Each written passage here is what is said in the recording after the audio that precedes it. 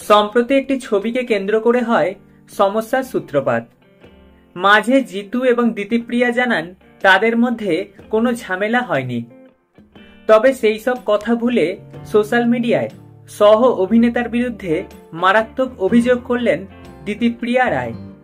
দিতিপ্রিয়ার অভিযোগ, একটি AI app দিয়ে বানানো ভিডিও শেয়ার করে মাঝরাতে জিতু কমল তাকে বিতর্কিত ভাষা ব্যবহার করে মেসেজ করেন।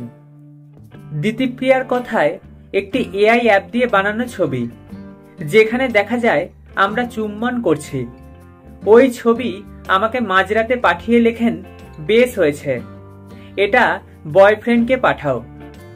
সাথে লেখেন, এই রাতেই ব্রেকআপ হয়ে যাবে। এরপর আরেকদিন আমাকে মেসেজ করে বলেন, আমার তোমার সঙ্গে কথা আছে, দেখো যেন তোমার মা না জানতে পারেন, কাকিমাকে আমি ভয় পাই।